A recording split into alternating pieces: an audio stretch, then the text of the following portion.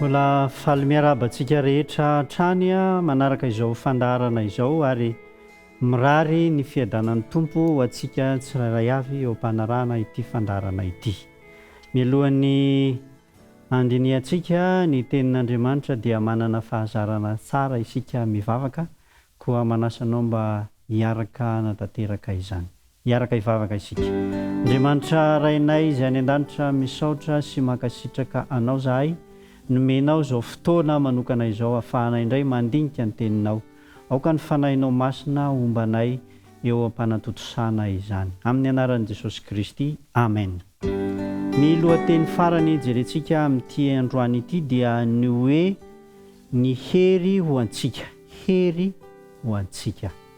Andriamanitra dia tsy mamela antsika ho irery amin'ny toe-javatra rehetra iainantsika eto amin'ity tany ity, fa omeny antsika izay ahafahantsika manatanteraka izany, dia anisan'izany ny hery, dia tsy inona izany fa ny fanahy masina. Dia jerentsika ao amin'ny Hosea toko 2:9. Hosea toko 2:9 zao mivaky ny teny amin'ny anaran'i Jesosy Kristy. Dia aoka hahalala, aoka hiezaka hahalalan'i Jehovah isika, mahatoky toy ny maraina ny fiposahany. Fa ho avy amintsika toy ny ranonorana mivatravatra izy, sy toy ny farahorana izay mahavoto ny tany. Hosea toko 2:9. Io teny io dia teny nomena ny Israely fahizay mikasika ny amin'ny Israely izay no avaozona, ka nampanantena Andriamanitra fa hisy fanahy izay atolotra azy ireo rehefa mitady sy miverina miezaka mahalalan'i Jehovah indray izy ireo. Tsy ho azy ireo ihany anefa fa ho antsika ihany koa ankehitriny dia maneho toe-javatra roa izany. Ny ranonorana moa araka ny voalazan'ny soratra masina dia hoe hoentina mamboly izany. Amin'izao fotoana izao tsika dia miandry ny orana irotsaka, dia miandry an'izany ny fambolena, ka ny fambolena zany dia raha manomboka mamboly isika dia eo no ilana ny ranonorana voalohany.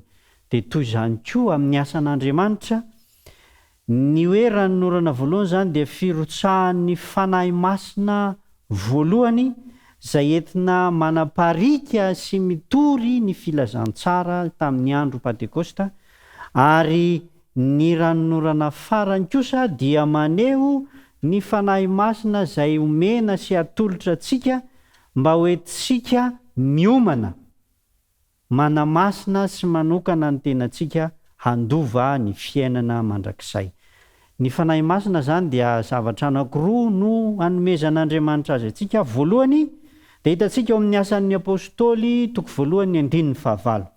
Asan'ny apôstôly toko 1:15 zao mivaky ny teny: fa azo hery ianareo amin'ny ilatsahan'ny fanahy masina aminareo, ary ho vavolombeloko any Jerosalema sy eran'ny Jodia sy Samaria ary hatramin'ny farany tany.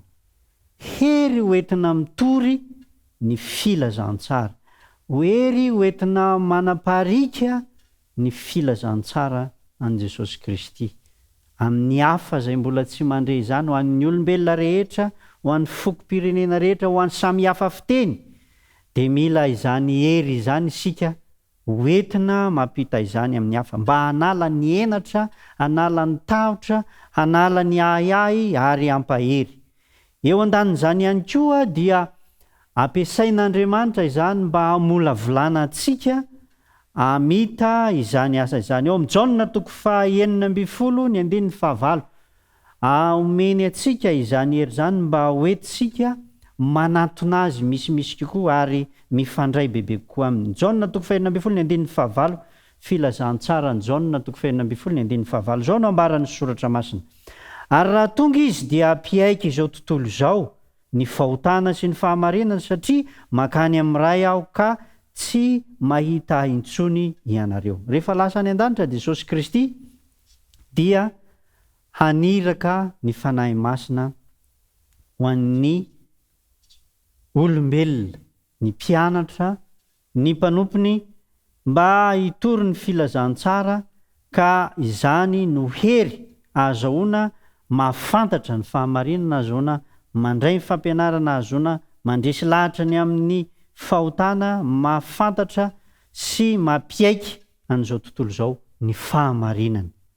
Zany no asa ataon'ny fanahy masina hoentina mitory ny filazantsara sy mandresy lahatra ary mampianatra ny fahamarinana, mampiaiky ny fahotana an'izao tontolo izao. Ny zava-dehibe ihany koa nefa izay tena ilayntsika izany hery izany dia izao manova antsika. Izao no voasoratra ary nampanantenana io amin'ny andro farany mialohan'ny fiverenan'i Jesosy Kristy. Ao amin'ny asan'ny apôstôly toko 2:7, izao ny vaky ny teny. Ary amin'ny andro farany hoy Andriamanitra, no andatsahako ny fanahiko amin'ny olona rehetra, ary ny zanakareo lahy sy ny zanakareo aminany, zanakavavinareo aminany, ary ny zatovinareo ahita fahitana, ary ny lahy antitrareo hanonofy. Amin'ny andro farany hoy Andriamanitra no andatsahako fanahiko amin'ny nofo rehetra. Tsy hoe tsy mbola nandatsaka ny fanahy ny Andriamanitra hatramin'izay tamin'ireo olona talohantsika, fa ity kosa dia fanahy izay manomana antsika handova ny fiainana mandrakizay. Lay asan'ny faharoa zany, lay hery, zany hoe hery manova antsika sy mamolavola antsika ka ny rehetra dia toloran'Andriamanitra izany. Izay le hoe ranonorana farany. Dikan'le ranonorana farany zany dia hoe fanahy izay arotsak'Andriamanitra mba hanamasaka ny voa, mba ho azo ho raisina sy ho jinjana izany voa izany.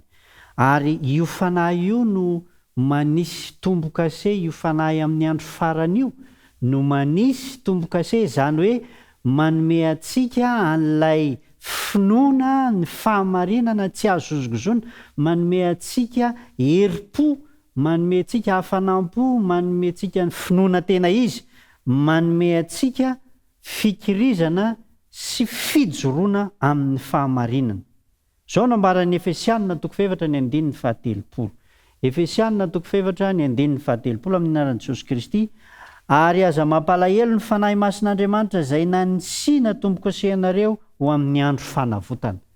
Ny fanahy masina no mamolavola ny toetra antsika mba azahoantsika ho tonga amponin'ny lanitra. Zao ny voasoratra amin'ny Galatiana 5:2-7. Galatiana 5:2-7. Fa ny vokatry ny fanahy kosa dia fitiavana, fifaliana, fiadanam-po, faharo-po, fahamoram-panahy, fanaova-tsoa, fahamarinana, fahalemem-panahy, fahonona-po. Tsy misy lalàna manohitra izany. Ry havana malala, any an-danitra isika, any amin'ny fiainana mandrakizay, dia tsy maintsy hanana fitiavana, fifaliana, fiadanam-po. Ilain'ny fanahin'Andriamanitra ovana ny fiainantsika dia izao. Ary ny fanahin'Andriamanitra no mamolavola antsika, ka rehefa manana izany isika no atao hoe vita tombo-kase, afaka handova ny fiainana mandrakizay. Inona ny tokony ataontsika manoloana izany? Zao nambaran'i Jesosy Kristy eo amin'ny Luka 12:7. Luka 12:7. Koa raha ianareo aza na dia ratsy mahalala hanome zava-tsoa any zanakareo, tsy mainka avany ny ray izay any an-danitra no hanome fanahiny masina ho an'izay mangataka aminy. Raha mangataka isika dia omena. Voalohany, hery hoentintsika manambara amin'ny hafa, amin'ny mpiara-monina amintsika ny filazantsara, ny fahamarinana avy amin'i Jesosy Kristy, ny famonjena avy amin'ny alalan'i Jesosy Kristy, avy amin'Andriamanitra ray, nomena an' Jesosy Kristy mba hanavotana antsika. Nomena koa izany hery izany mba hamolavola ny fiainantsika, mba hahatonga antsika hanam-pitiavana, hahatonga antsika hanam-pifaliana, fiadanana, mahatonga antsika hanana faharetana sy faharo-po ary fahamoram-panahy, hanana fahamarinana, hanana fahalemem-panahy, fahonona-po. Ilayntsika ny manana izany, satria ny olona tsy manana an'izany dia tsy ho isan'ny mponiny lanitra. Ry havana malala, ilayntsika ny manaiky ny antso ny fanahin'Andriamanitra, ka ilayntsika ny mangataka. Zany no mahatonga antsika mangataka izany fanahy izany mba hanova ny fiainantsika ho tonga poniny lanitra ka afaka miaina amin'izany fiainana mandrakizay izany. Ny faniriana, ny antso atao dia mba hahatonga anao hanaiky ny fanahy masin'Andriamanitra, hamaly ny fanahy masin'Andriamanitra ary hamaly ny antso n'izany fanahy izany, hanaiky ny antso ny fanahy ka haniraka sy anao amin'izay anirahany sy ampanaoviny anao mba hiova ary hamita ny fitoriana ny filazantsara ary indrindraindrindra hanomana ny tenanao manokana ho mpandova ny fiainana mandrakizay. Andriamanitra ne hahatanteraka ny teny fikasany aminao ka hanome anao ny fanahiny masina ka hahazo hery ianao hitorianao amin'ny hafa ary ianao koa dia hahazo hery ka ho tonga olo-baovao ho mpandova fiainana mandrakizay. Hitahy ianao ane hitahy antsika rehetra ny Tompo. Amen. Hiaraka hivavaka isika. Rainay izay any an-danitra, misaotra anao zahay satria nampananteny ianao fa izay rehetra mangataka aminao dia azonao mena izany fanahy izany. Fanahy mampahery, fanahy izay manome sy hery sy mamolavolanay ho tonga mpitory mafana fo sy mahay mampita ny filazantsara amin'ny hafa ary mahatonga anay ihany koa ho olona voaomana, ho olona afaka handova ny fiainana mandrakizay ka ho hamasininy ny toetranay sy ny sainay mba ho mpandova ny fiainana mandrakizay. Misaotra ray noho izany fanomezana tolotrao izany ary homeo anay izany mba hanan-kery sy ho tanteraka amin'ny fiainanay. Mangataka aminao zay mba avelanao ny heloka rehetra ary homenao ny fiadanana sy ny fahasoavan'i Jesosy Kristy ho anao rery ihany ny voninahitra amin'ny anaran'i Jesosy no angatana izany vavaka izany. Amen.